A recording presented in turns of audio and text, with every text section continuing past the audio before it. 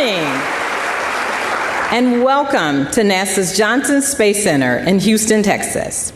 I'm Vanessa White, Director of NASA's Johnson Space Center, and it's my pleasure to be here with you today. We're about to unveil the agency's Artemis 3 mission and introduce you to the extraordinary crew who will lead humanity's next steps toward the moon. We will have several speakers providing updates on Artemis 3 mission profile, Artemis acceleration plans, and mission science. Get ready for an inside look at innovation, ambition, and the future of space exploration. Without further ado, please join me in welcoming NASA Administrator Jared Isaacman.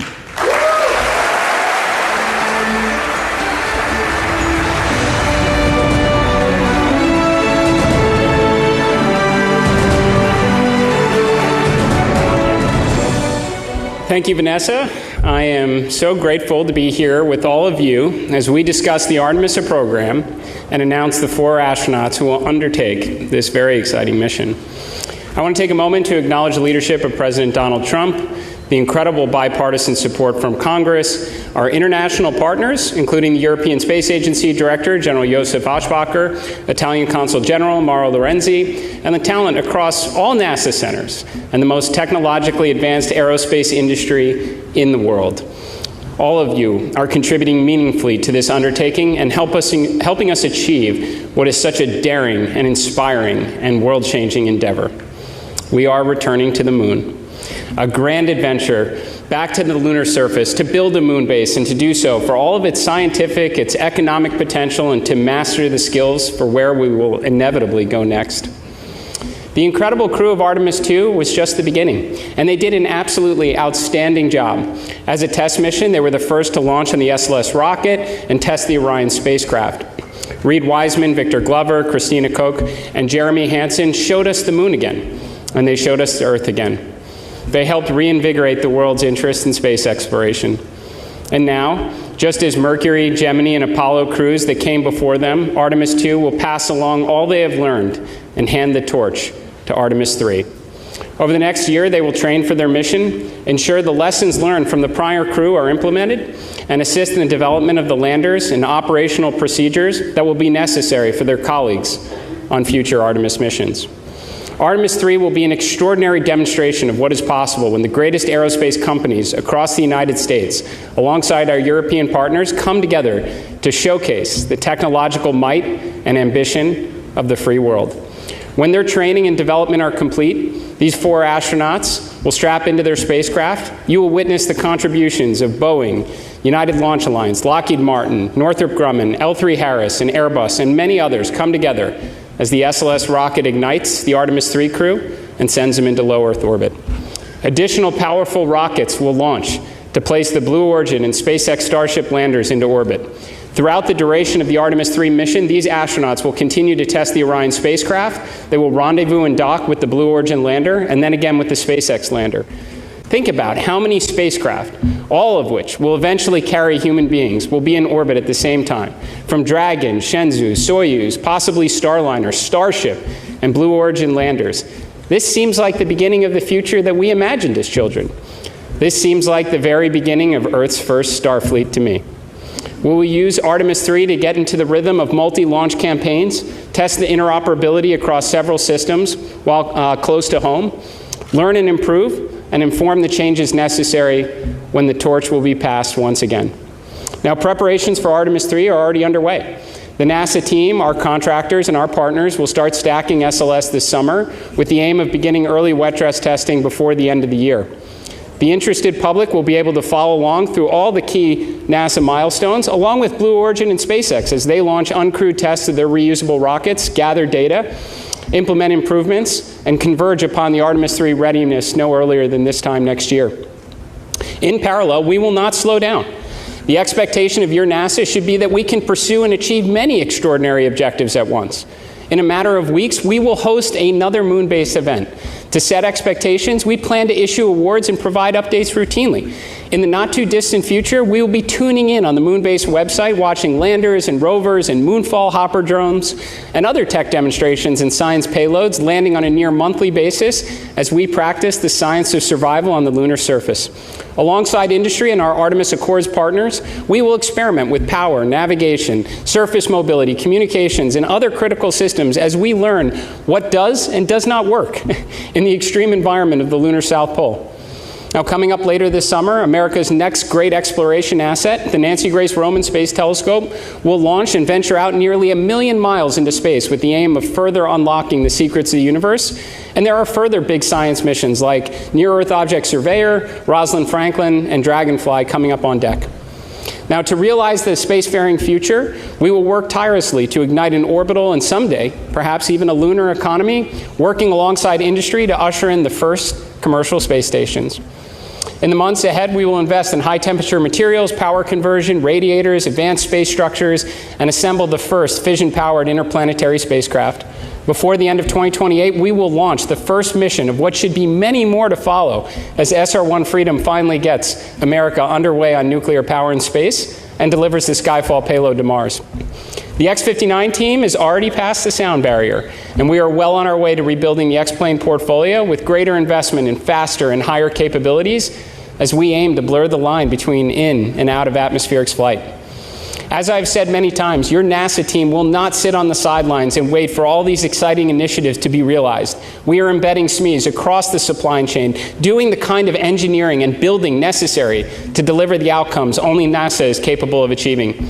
We can do this all while the Artemis 3 crew prepare for and undertake their important mission, while the rest of the astronaut corps plan for their missions ahead, including the vital work on the International Space Station. The NASA astronauts, alongside our international partners and tens of thousands of the best and brightest across the agency and the industry, are ushering in the golden age of discovery. They are carrying forward the hopes and dreams of the next generation, just as the Apollo astronauts did for so many of us. When Gene Cernan left the lunar surface on Apollo 17, he said, "We leave as we came, and God willing, we shall return with peace and hope for all mankind."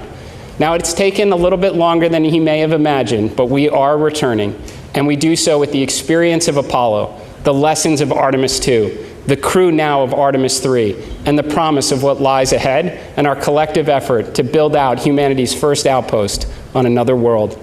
So to the Artemis 3 crew, we wish you Godspeed on the journey ahead. You carry the fire of exploration from generations past, the confidence of this agency and the support of this nation, and the dreams of millions who will be cheering you on, knowing that what others believe to be impossible happens to be what we do best here at NASA. So ladies and gentlemen, welcome to the Artemis generation. And now I'll turn it over to Jeremy Parsons for an Artemis 3 update.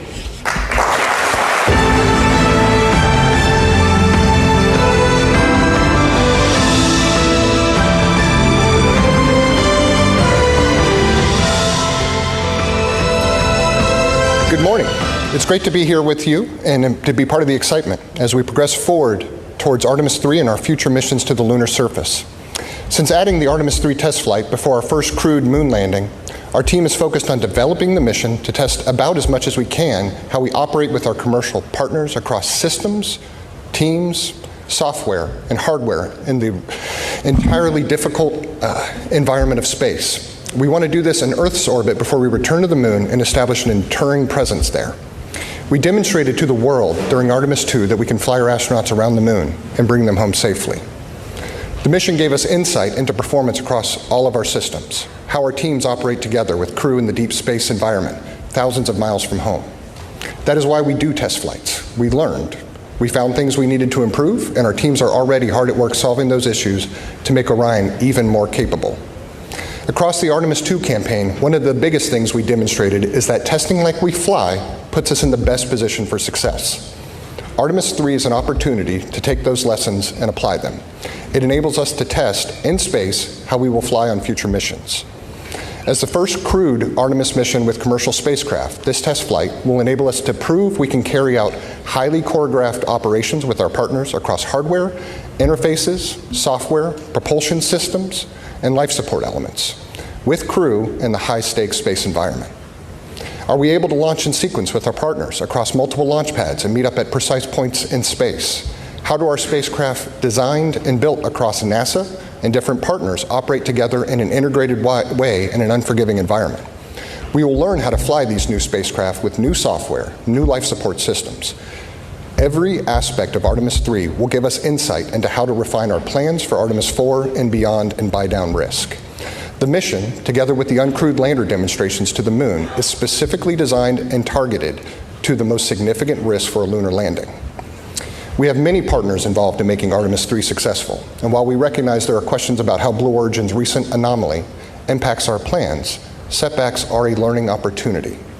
We are confident that New Glenn will be ready for Artemis 3, together with Blue Origin, but NASA is stepping in and bringing all of our expertise and capabilities to bear. We are working hand in hand with them to meet our commitments to return our nation to the moon. Let me assure you, NASA is taking an active role with all of our partners, contractors, and vendors to help solve the problems that are here today and ensure the right outcomes are achieved. These companies have unparalleled access not only to our agency experts, but also to our test facilities, launch support, technology development at all of the NASA centers across the country. Fundamentally, our approach to Artemis 3 will remain the same.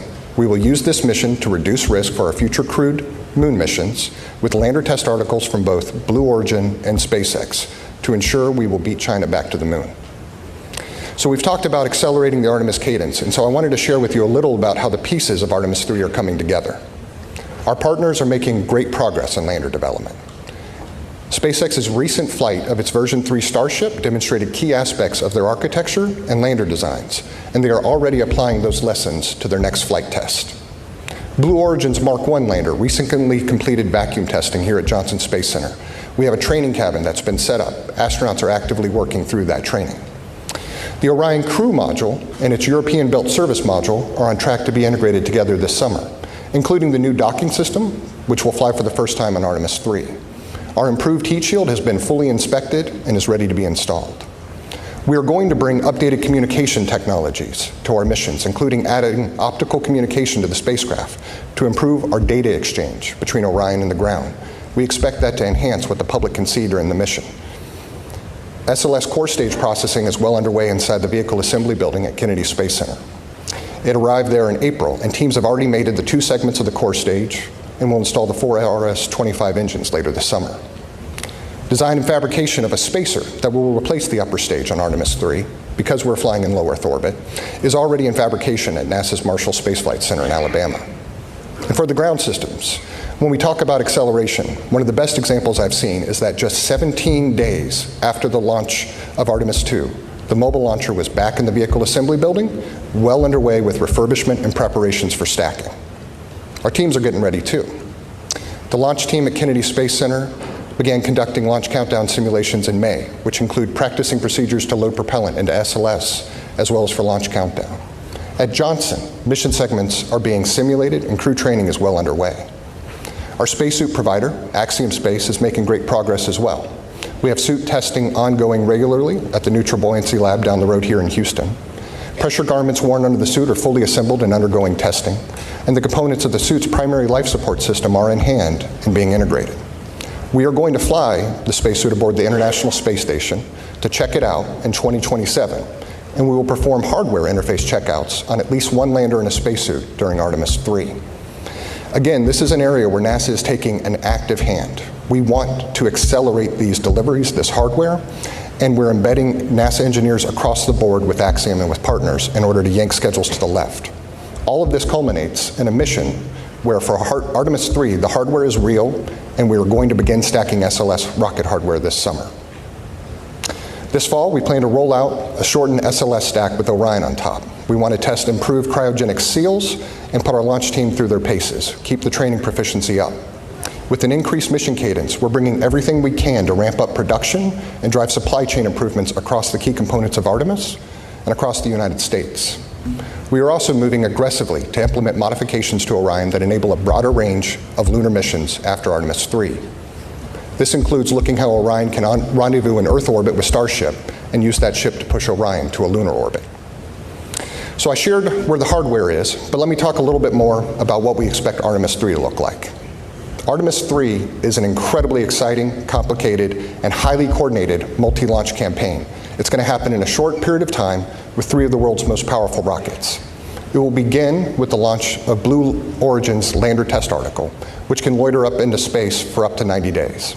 This gives us flexibility to launch our crew of 4 and Orion on the powerful Space Launch System launched from Kennedy Space Center in Florida.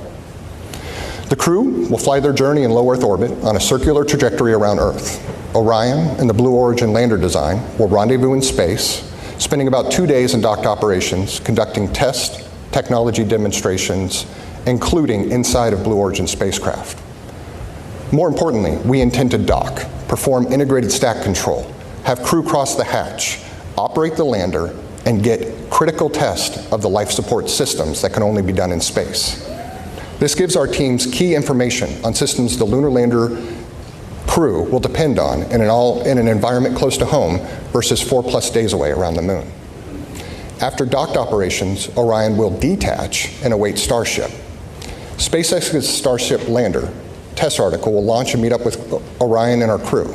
Orion and Starship will dock, be connected together for about a day before the crew transitions to preparations for returning home, splashing down in the Pacific Ocean to a waiting recovery team made up of the US Navy and NASA.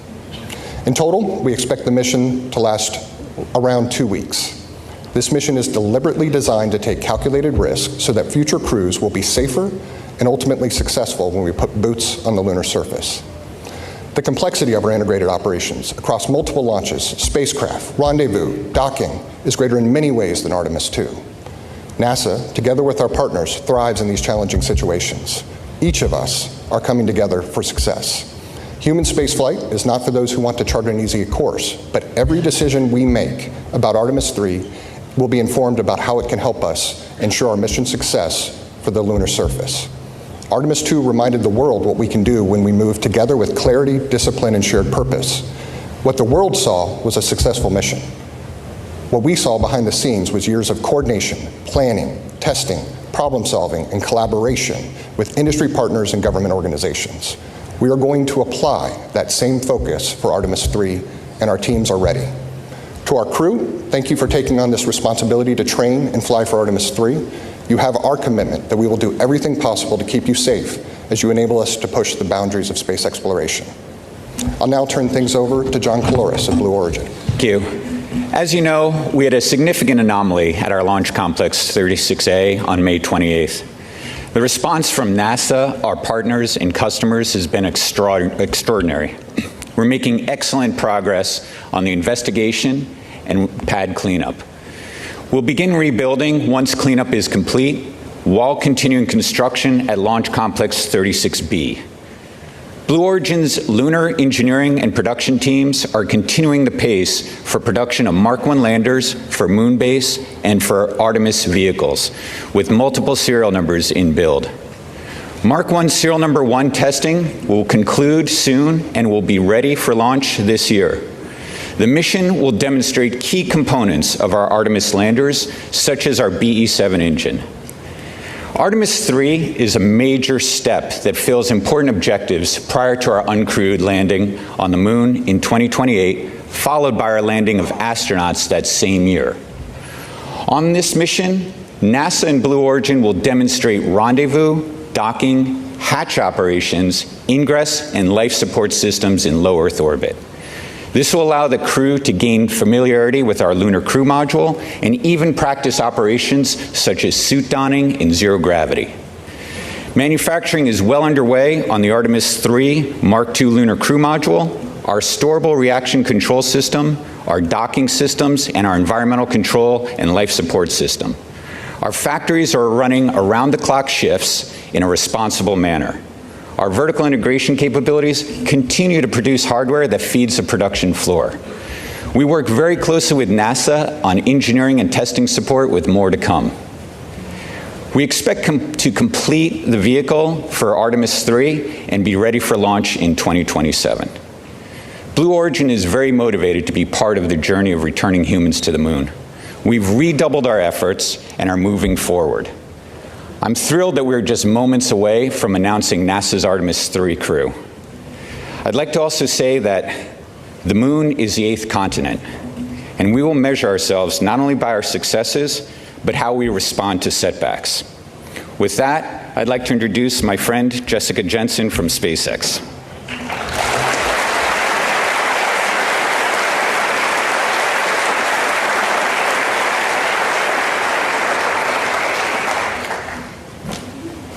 Good morning, everyone. I'm Jessica Jensen, and on behalf of SpaceX, I want to first say early congratulations to the astronauts who will get to fly on this awesome mission next year. And thank you for the critical role you're about to play in pushing humanity forward. I also want to say that SpaceX is incredibly honored, as always, to continue to be a part of NASA's most critical missions as we all work together to establish a permanent human presence on the moon. I'm here today to give an update on Starship's development towards Artemis 3 and Artemis 4. We've made substantial progress towards developing Starship and preparing for the NASA HLS missions. We just flew our 12th flight test and successfully debuted version 3, or V3, of the Starship and Super Heavy booster, along with the new Raptor 3 engines and a new launch pad, all of which were developed through years of ground and flight testing. We are currently building several ships and boosters in parallel at Starbase, and we are actively building out 3 more Starship launch pads in Florida and Texas. We believe this, combined with full reusability, is going to lead to unprecedented launch rates and achieving aircraft-like operations, which has always been our goal. The V3 design of Starship is planned to be the vehicle for propellant transfer, our uncrewed missions to the moon, and for the HLS crewed lunar landing. Our HLS design and operations leverage years of proven experience from our NASA crew and cargo missions to the space station, from our high flight rate on Falcon 9, which is currently once every 2.5 days, and from reusability of Falcon fairings and boosters. Additionally, the docking hardware we're using for HLS is nearly identical to what we use currently on Dragon, and many of the rendezvous and proximity sensors that we're going to use for prop transfer and HLS have been flying on Dragon missions for many years. We're also actively building our first flight fidelity Starship HLS cabin at Starbase. The primary structure is assembled and prepared to be outfitted with key functional systems like avionics, power, life support systems, and more to come in the next few months. Later this year, we are targeting our in-space ship-to-ship propellant transfer demonstration. This is a core technology that will enable Starship to land humans and massive amounts of cargo on the moon. Then next year, we'll support Artemis 3 and the planned rendezvous and docking with Orion in low Earth orbit. For that mission, we're going to be using a V3 vehicle off the line with an added docking adapter. We are also marching towards our V3 Starship uncrewed lunar landing. This is another HLS milestone that will further demonstrate propellant aggregation in space and also a safe and autonomous landing on the surface of the moon. Then looking ahead to Artemis 4, we're continuing to develop all the crewed systems and certification necessary for the safe landing and return of astronauts to Orion. We have an updated plan with NASA that includes docking Starship with Orion in Earth orbit instead of NRHO, and then we use Starship to actually do the translunar injection with Orion attached. Then it will send them both to low lunar orbit before the landing. This approach improves crew safety by first conducting the critical docking event in Earth orbit, just like we're going to practice in Artemis 3, and the crew can also abort off the lunar surface nearly any time versus waiting up to days from NRHO. In addition to improving crew safety, these new Artemis 4 orbits also significantly lower the amount of propellant Starship needs to aggregate in space, since we now just have a more direct route to the moon, and this lowers schedule risk overall. We're incredibly excited to help return humans to the moon once again, and this time to stay. Thank you.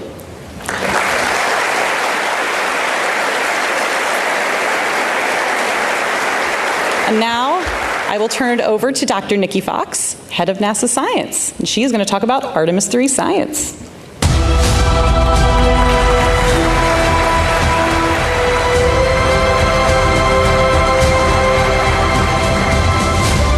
Thank you so much, Jessica.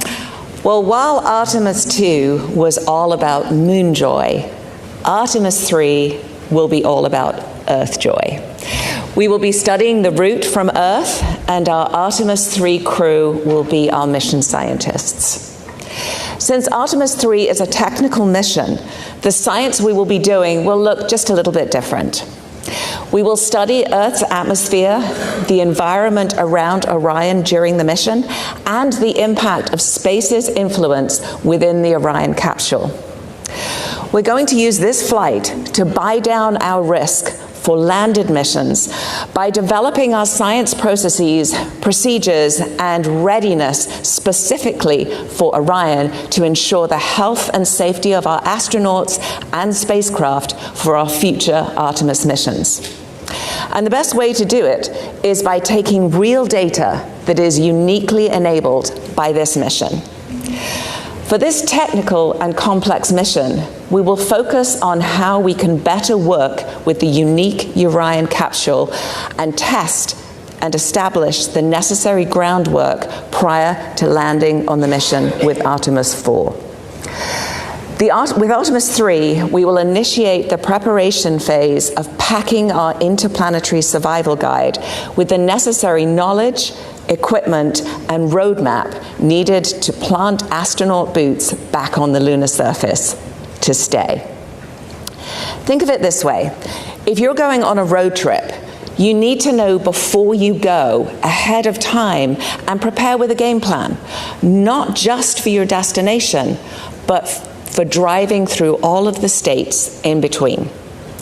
Weather. Will there be bad weather? Is your car ready for the trip? What do you need to pack for maximum comfort? And most importantly, will it all actually fit into the car? Leading SMD's Artemis 3 science team is Dr. Barbara Cohen. Barbara's team will be gathering the necessary information now so we can be ready for Artemis 4 to begin that sustained presence on the lunar surface. Now, I know you all saw the joy of the science team during Artemis 2. During Artemis 3, we are continuing that great work to build up our scientist corps who will support future Artemis missions. By nailing down our processes now, we will be ready to hit the lunar surface running, saving time and space on Orion, and above all, squeezing out every drop of the critical science opportunities we have before us to make future missions a success. They will be collecting unique science that cannot be done elsewhere. Now, one way we'll be doing this is we'll be doing an observation campaign of the dynamic phenomena on the Earth, on our sun, and around the environment in space from Orion by using the processes that we developed for Artemis 2. Having the Artemis 3 crew observe the Earth will be another great exercise for our teams to help guide the observations in a similar way on the Moon.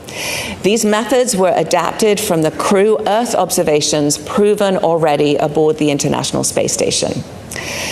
We will be focused particularly on understanding our Earth's atmosphere and the space environment in and around Orion through their observations. By observing Earth's atmosphere and how space weather impacts it, we can better understand how to protect the critical space-based technology there and all of that we rely on, as well as our future astronaut crews traveling through that region. To better predict how the sun will impact our atmosphere and also Orion, we have to not only look at our closest star, but we also have to look back at the Earth's atmosphere itself. Although the astronauts are not leaving the protective jacket of Earth's magnetosphere during this mission, future Artemis crews traveling to and exploring on the Moon and Mars will operate well outside Earth's magnetosphere and will be exposed to the harshest elements of deep space, including radiation. Now, this makes space weather research all the more vital as we move forward on the Artemis program, and our NASA space weather stations situated in strategic locations across our solar system are absolutely ready. When the sun triggers space weather events, the conditions in Earth's atmosphere can increase drag on the spacecraft.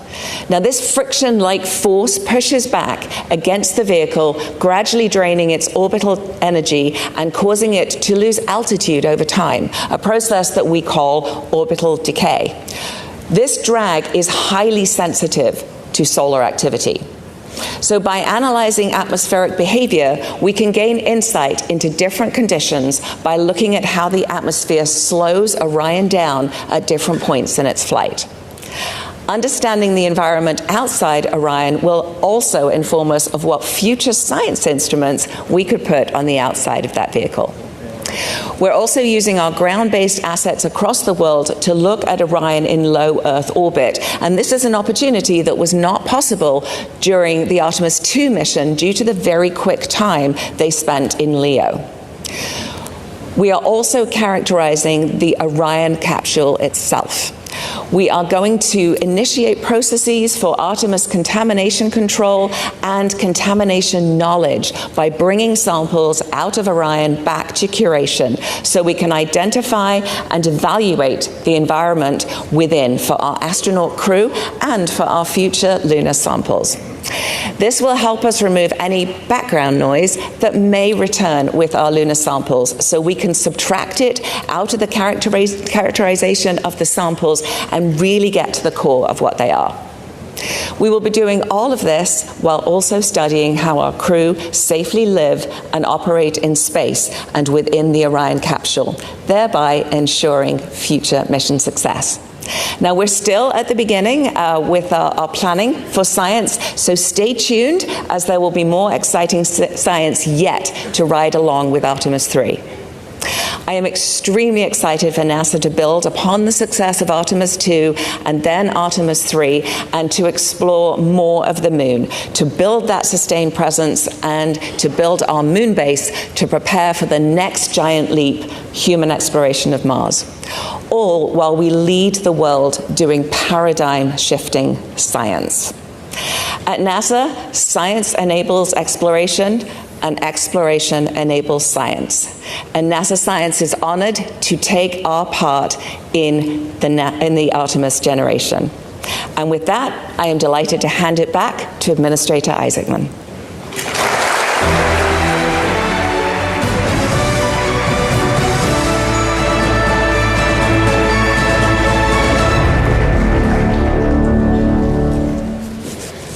Okay. So you want to find out who the astronauts are? All right. Well, thank you, Jeremy, John, Jessica, and Nikki for providing these incredible updates. Now, before we proceed, I would like to invite Vanessa, our center director here, to please join me on the stage. I'd also like our deputy administrator, Matt Anderson, if you could join us, our associate administrator, Amit Rushia, director general of the European Space Agency, Josef Aschbacher, and Lori Glaze, who's going to lead our human spaceflight efforts, Norm Knight, our flight operations director, and Scott Tingle, our chief astronaut. If you would, please join us on the stage.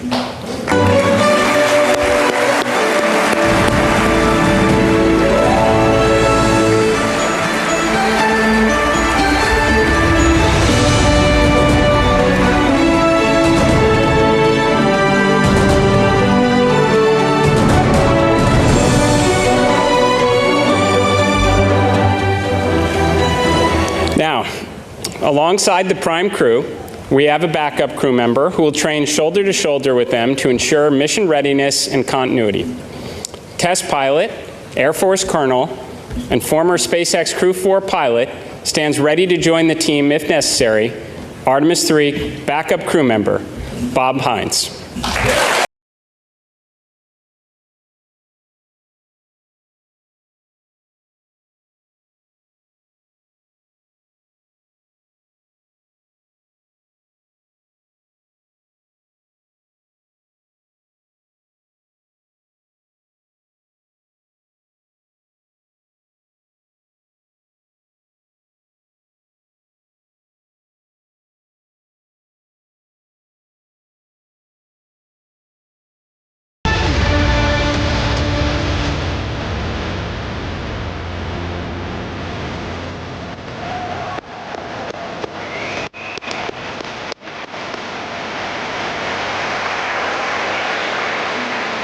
Now, Bob has logged 170 days in space across 2 ISS expeditions and can step into any role needed on this mission. Now, moving on to our mission specialist for Artemis 3. test engineer and Coast Guard Reserve Commander, making his first space flight.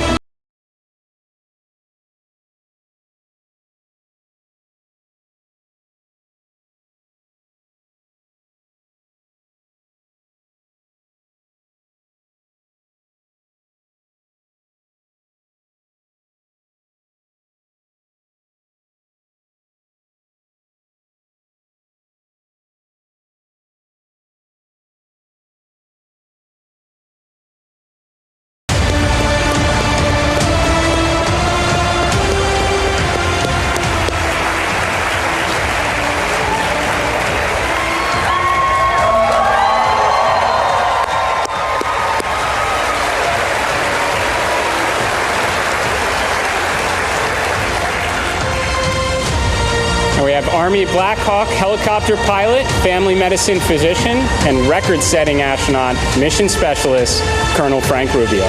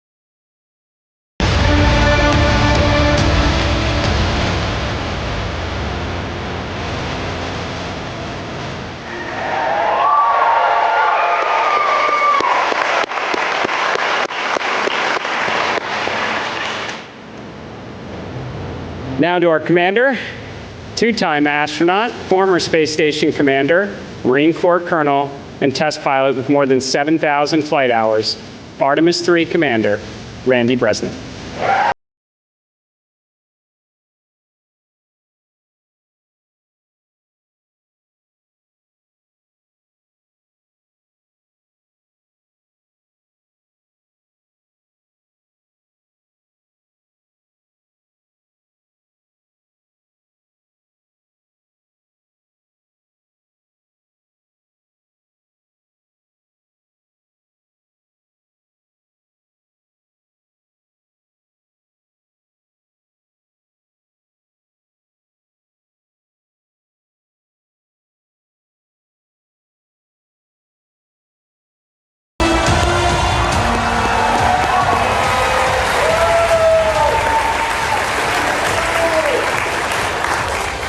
All right, let's give it one more round of applause for your Artemis III prime crew.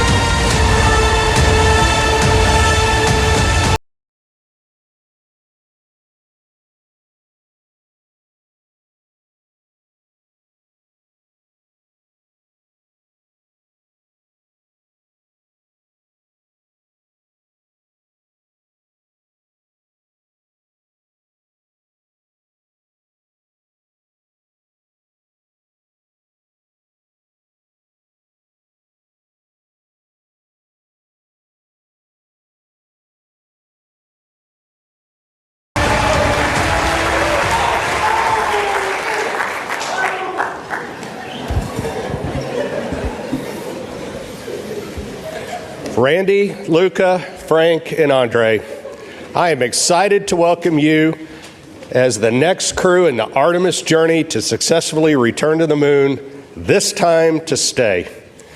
This mission will be one of the most complex that NASA has undertaken, and we are counting on your courage and your dedication in fulfilling this critical role. It also underscores the importance of both international and commercial collaboration. This crew is comprised of astronauts from NASA and ESA, and they will train together to develop their expertise in multiple spacecraft from our commercial partners. All of this while working hand in hand with the flight control team that works tirelessly to manage risk, ensure crew safety, and of course, mission success. This multifaceted integration demonstrates that we will go farther faster when we go together.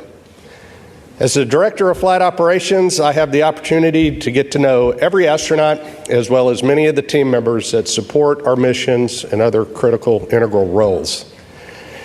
These integrated teams are the backbone of the mission, working as a single entity to accomplish the mission objectives while aligning to crew and vehicle safety.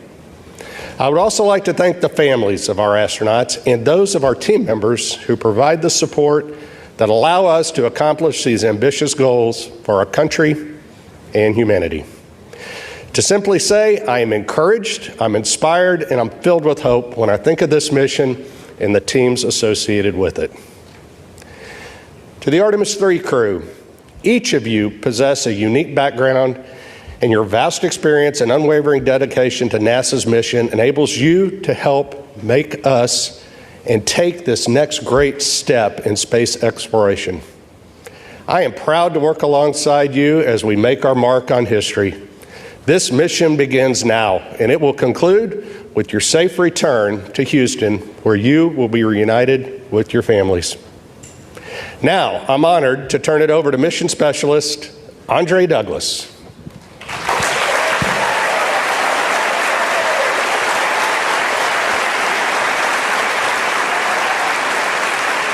Wow, what an amazing day it is today. My brain, it is going a mile a minute right now, but my heart, it is so warm.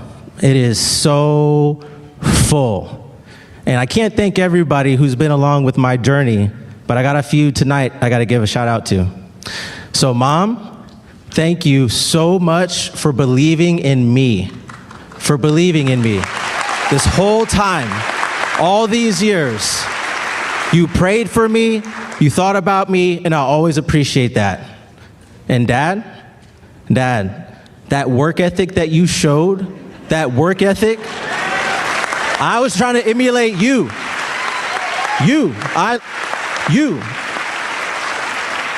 Thank you so much. Oh, by the way, happy early Father's Day.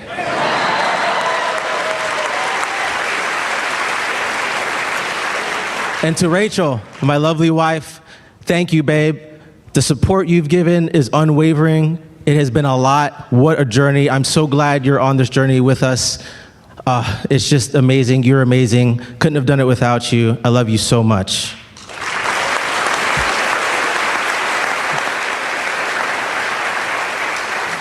And to my boys, if you put in the hard work, and you think big, you can do just about anything you want to do. Surround yourself with good people.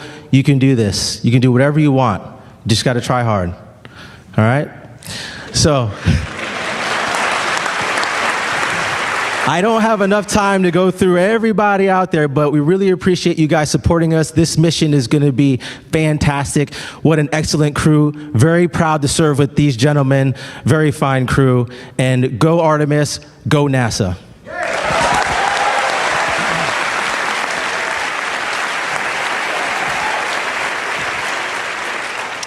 Thanks, Trey. Well said. And wow is the right word. What an incredible blessing and an honor it is to be standing here representing all of you.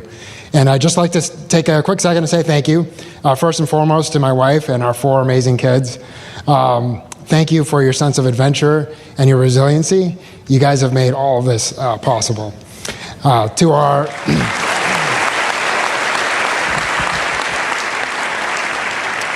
To our community of friends and family who've always been there when we most needed them, we've called upon them many times, and they've always stepped up. So thank you guys. You know who you are. And then last but absolutely not least is to the NASA team, NASA community, to our leadership, to our engineers, our flight controllers, our flight directors. You guys are the ones that make this happen, so thank you. And last but definitely not least is to our peers, CB, and all the support staff that we have. We look forward to representing you guys and to helping take the next step so that we can watch you guys continue to make history. So thank you, and go Artemis 3.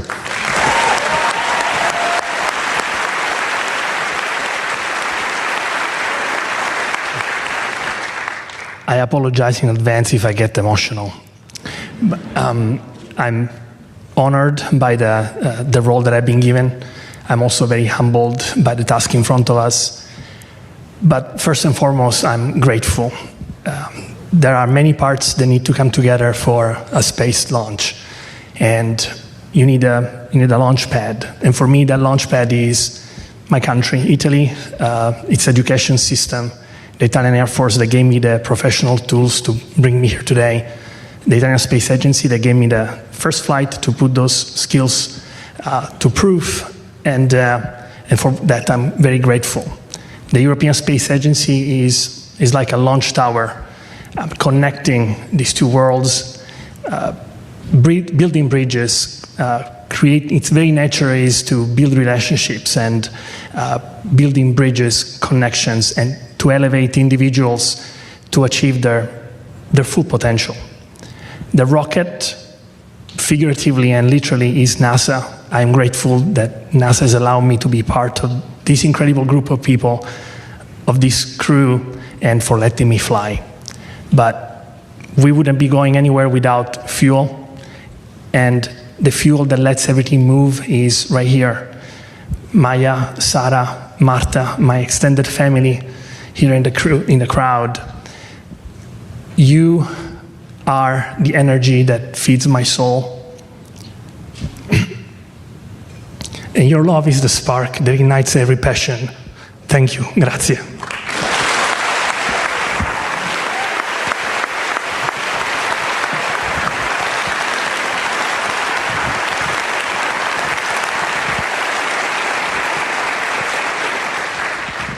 I'll echo the amazing words of my colleagues. Wow. It is an honor and a blessing to be a part of such a stellar crew. I must also say thanks to our spouses and our families. Without their support and sacrifice, we would not be standing up here before you right now. To my wife, Rebecca, you're the love of my life, my rock, thank you. And it's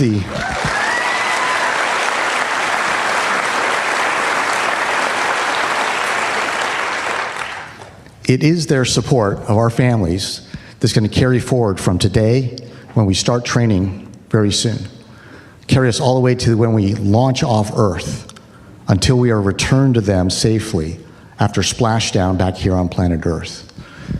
Would also like to thank the Astronaut Office leadership, Flight Operations Directorate, and the NASA Johnson Space Center leadership for the opportunity to represent the astronaut corps and every single person in NASA, ESA, our industry partners, our international partners, whose blood, sweat, and tears, okay, hopefully not blood, and very few tears, but their collective effort will lift all of us up on that SLS rocket when we hit launch day and carry us through the mission.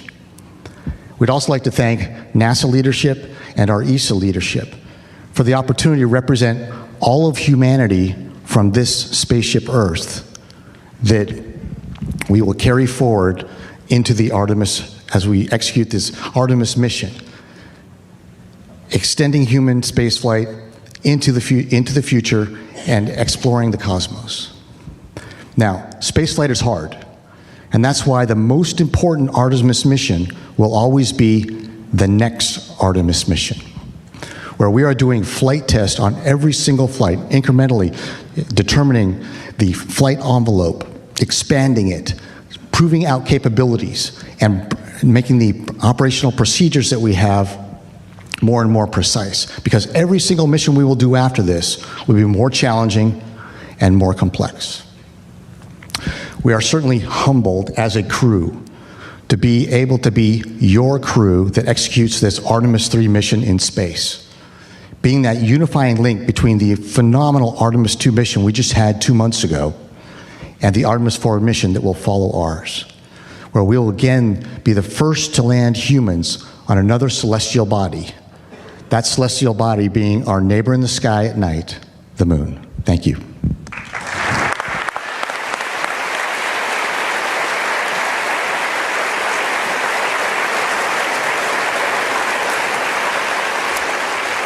In the words of the crew, wow. That was truly special. Thank you, Artemis 3 crew.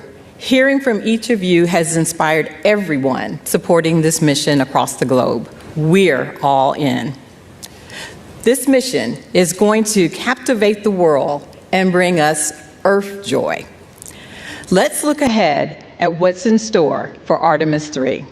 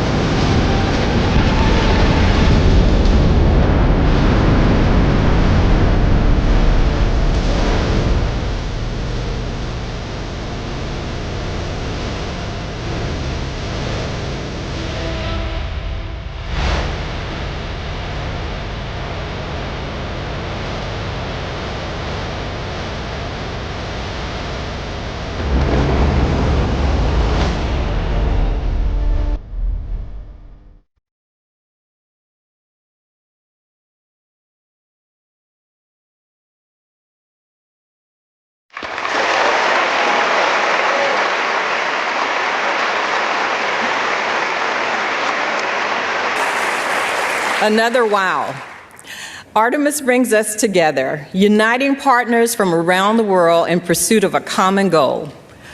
With that spirit of global collaboration, I would now like to invite ESA Director General Josef Aschbacher back on stage for a few remarks.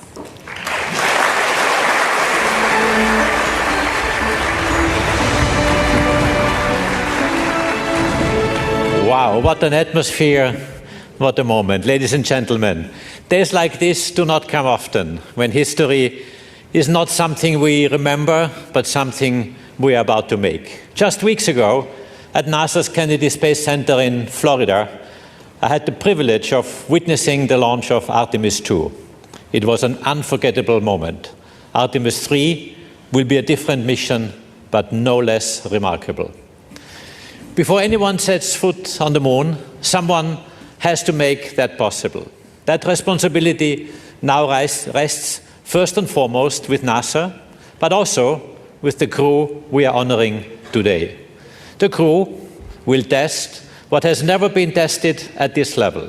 You will take a system of extraordinary complexity and make it work as one. In many ways, you are unlocking the lunar landing itself. And for us at ESA, there is real pride in knowing that alongside the NASA commander, a European astronaut will also be at the controls of this mission. ESA and NASA do more than cooperate. We build dreams and spacecraft together. The European Service Module carries Orion forward into orbit to the moon. Shared ambition made tangible in hardware. And on Artemis 3, our partnership is in the capsule as well. It's Luca, a test pilot by training, With 2 missions to space, a commander of the International Space Station, he has seen spaceflight from every angle that matters. Colonel in the Italian Air Force, combat ready, qualified, highly decorated, a proud father of 2 daughters. And he has been tested.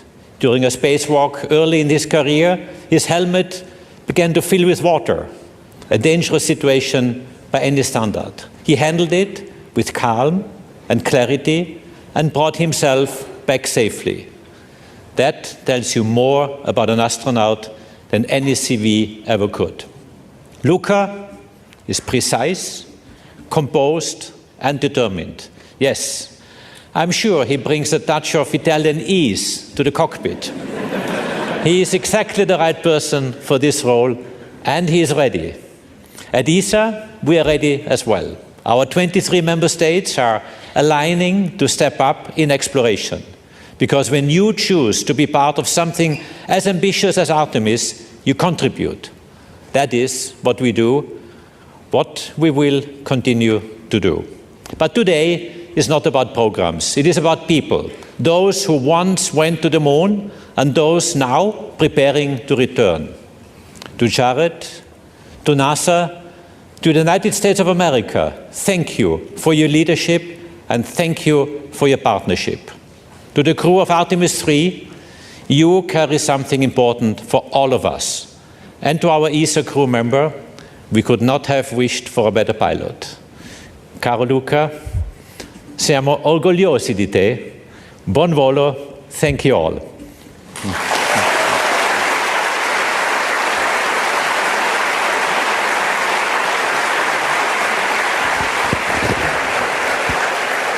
Thank you, ESA Director General Aschbacher.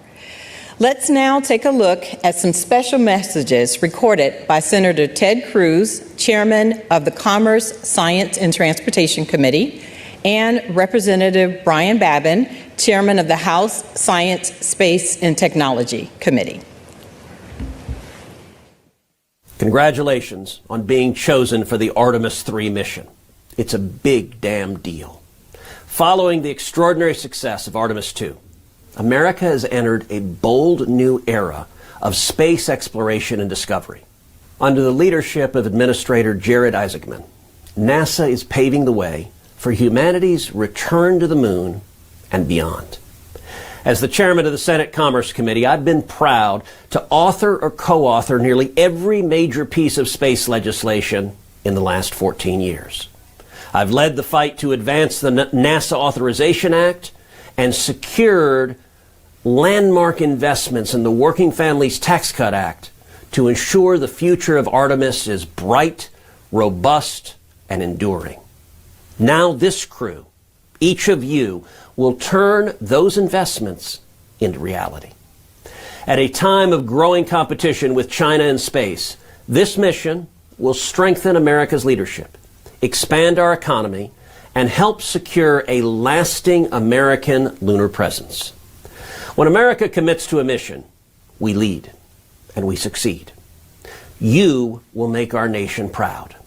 Thank you for your commitment to this great nation's space program, and may God continue to bless the United States of America. Hi, everybody. Congressman Brian Babin. Congratulations to the Artemis 3 crew. Following the successful mission of Artemis 2, your selection marks another historic milestone in America's return to deep space. Each Artemis mission builds upon the last one, and the mission ahead is a critical next step as we prepare to return humans to the lunar surface and lay the foundation for a sustained presence on the moon alongside our international partners. You're carrying forward a very proud tradition of exploration that stretches from Mercury on to Apollo and now to Artemis. Through your dedication, courage, and service, you will help open a new chapter in humanity's journey beyond Earth. As you begin preparing for this mission, please know that you have the support of the American people. We will be praying for your training, for your families, and for your success in the months ahead. I am deeply honored to play a small part in supporting America's space program. I'm very proud of each of you for answering the call to explore. May your mission inspire future generations to dream boldly, to dare greatly, and to carry the spirit of discovery farther than ever before. God bless you. Thank you.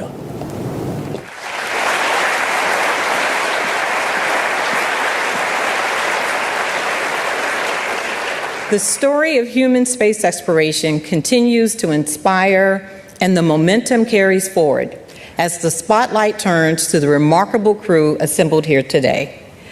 Randy, Luca, Frank, and Andre, we have a special group of people who would like to share some words with each of you. Joining us now, we have some of the Artemis II crew. Please help me in welcoming Reed, Victor, and Christina.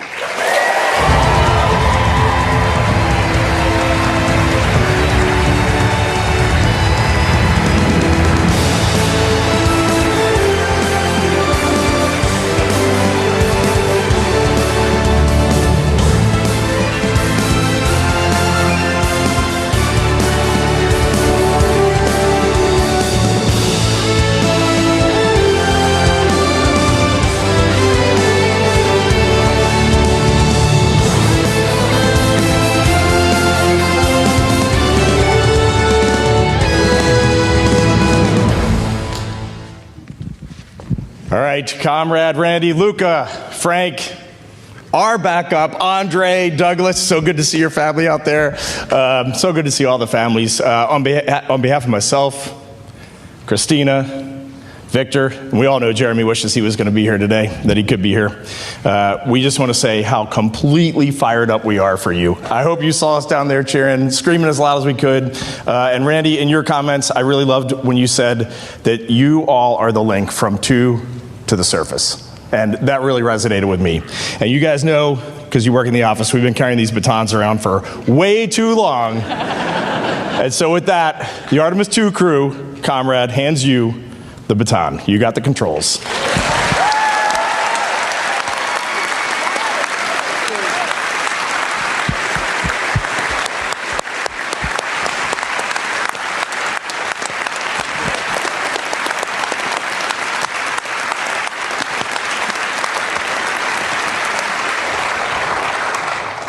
I know all of us are very touched by the thoughtful symbolism of the passing of the baton.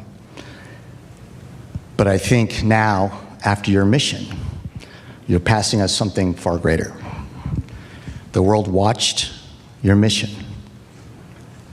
And over the course of those 10 days, we saw how you inspired people worldwide. You saw how something was ignited within people. It was ignited within all of us by watching your mission. While this may look like just a baton, right now it's in my hand, it feels like this big flaming, Olympic torch that you, Reed, Christina, Victor, and Jeremy lit.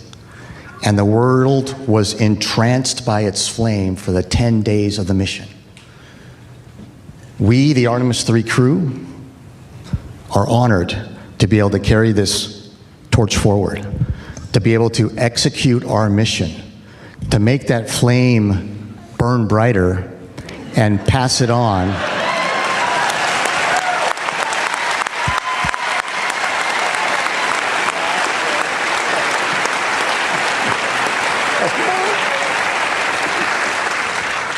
And be able to pass that flame on to the next crew that's out here.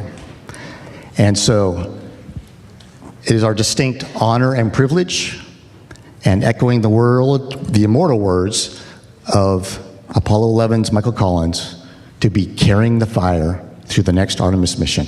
Thank you.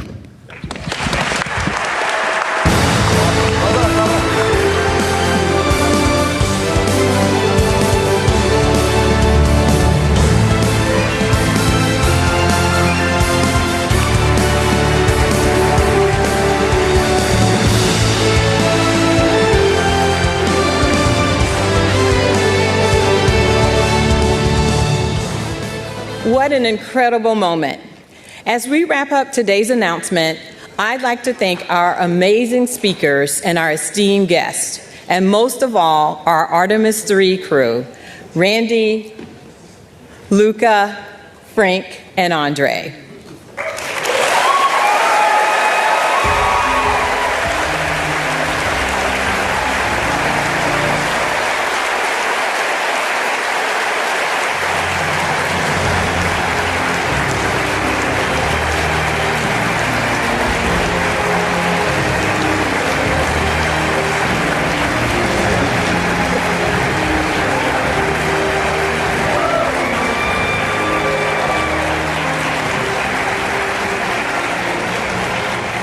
As you prepare to embark on this next giant leap, know we stand united, ready to support you at every turn with mission excellence, pushing the boundaries of what's possible for the benefit of all humanity.